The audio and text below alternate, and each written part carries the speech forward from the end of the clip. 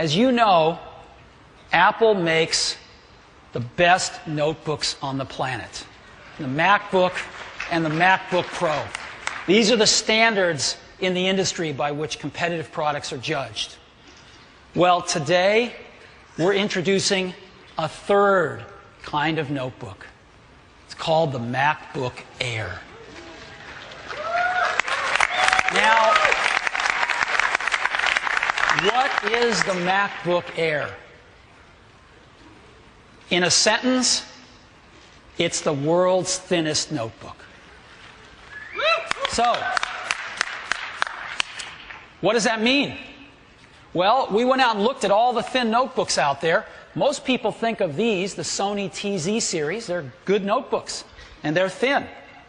Right? This is what they look like. Side view there. We looked at all of them out there and kind of tried to distill the best of the breed of all of them. And, you know, they generally weigh about 3 pounds. They're, in this case, in the Sony's case, they're about 0.8 inches to 1.2 inches thin. They're a wedge shape. This is quite representative. They compromise, though, to get the weight down on things like the display. They have an 11 or 12-inch display, most of them an 11. They also compromise on the keyboard. Instead of putting full-size keyboards in, they make miniature keyboards. And they don't run them as fast as they could because their thermal envelopes don't support faster processors. So we looked at this and we said, what do we like and what do we think is a compromise here? We think the weight's a good target, 3 pounds. But we think there's too much compromising to get there.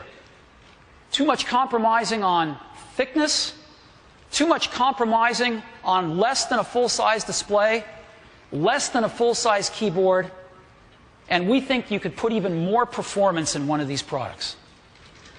So, let's take a look at the thinness first. This is that Sony product. Again, one of the best in the field. 1.2 inches down to 0.8 inches. This is the MacBook Air.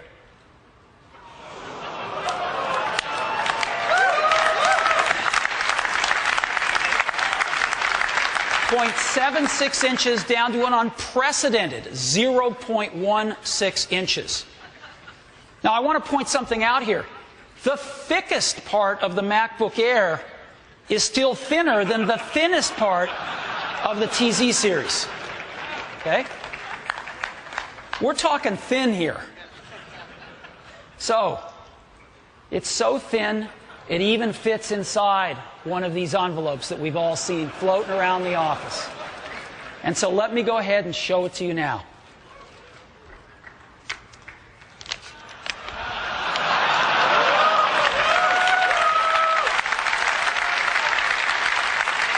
This is it. Let me take it out here.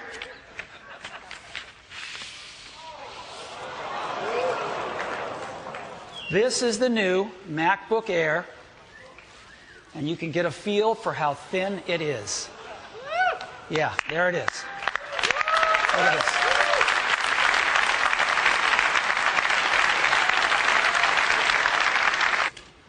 I've got some great news for you. Now, today happens to be exactly the 200th day since the iPhone went on sale. Right? iPhone's been shipping for exactly 200 days today, and I'm extraordinarily pleased to report that we have sold 4 million iPhones to date.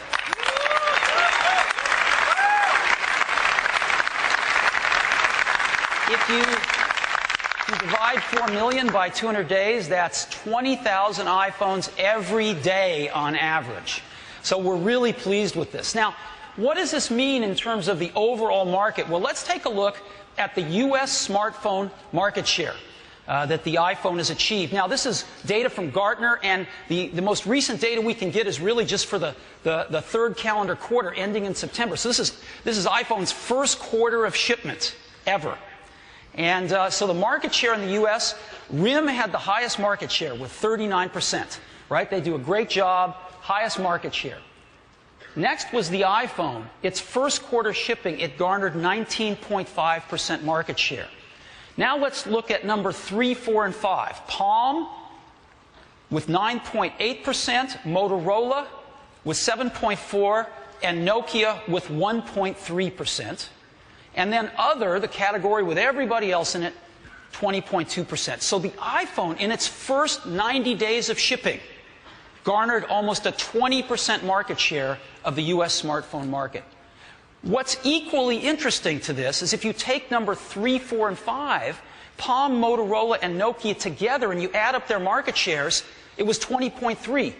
We equaled them in the first 90 days of shipment. And we just about equaled other, which is everybody else put together, in our first quarter. And when the numbers come out for the December quarter, we think we're going to have done even better. So this is our first 90 days, 4 million iPhones to date.